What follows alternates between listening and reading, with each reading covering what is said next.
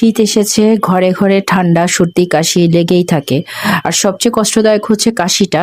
মানে কাশতে কাশতে গলা বুক একেবারে জ্বলতে থাকে। তো আজকে আমি একদম টাটকা একটা টোটকা বলবো, ঘরোয়া টোটকা, যেটাতে ইনশাল্লাহ কাশি মানে সাথে সাথে তো আরাম পাওয়াও যায়, কাশিটাও কমে। তো প্রথম হচ্ছে আমি এখানে পানি নিয়ে নিয়েছি একটু বেশি করে, আর তুলসী পাতা নিয়েছি। কারণ তুলসী বেশি করে পানি নিয়েছি, এই কারণে আমি তুলসী পাতাটা বেশি অনেকক্ষণ সেদ্ধ করব। আর আমি 2 কাপ মানে এগুলো দিয়ে একটা চা তৈরি করব, 2 কাপ। তো এটা আমি এবং আমার হাজবেন্ডের জন্য, আমাদের দুজনের প্রচন্ড কাশি, মানে এত কাশি যে আমরা সারা রাত ঘুমাতে পারি না। তারপর আমি আদাটা একেবারে থেতলে নিয়েছি, আর এগুলো অনেকক্ষণ সেদ্ধ করব।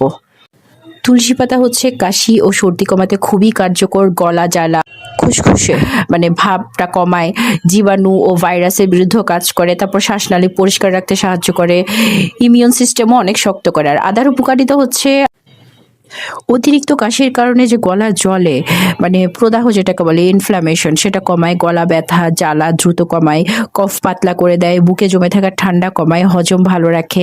এরপর আমি মধু অ্যাড করেছি, একদম খাঁটি মধু। মধুর উপকারিতা হচ্ছে এটা প্রাকৃতিক একটা কাশিনাশক হিসাবে কাজ করে, গলা মানে খুসখুস ভাবটা কমায়, ঘুমের সময় কাশি কমাতে খুব উপকারী।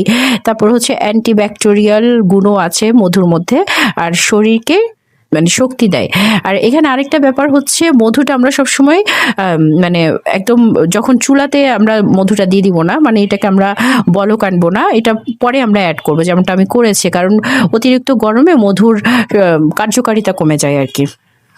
তো এই 3টা একসাথে খেলে দ্রুত কাশি কমে যায়, গলা জ্বালা, গলা ব্যথা কমে যায়, কফ সহজে বের হয়ে যায়, বুকের ঠান্ডাটা কমে যায়। তারপর হচ্ছে মানে শরীর স্বাভাবিকভাবে যে রোগের সাথে লড়াই করতে পারে, এই জিনিসগুলো প্রাকৃতিক উপাদান।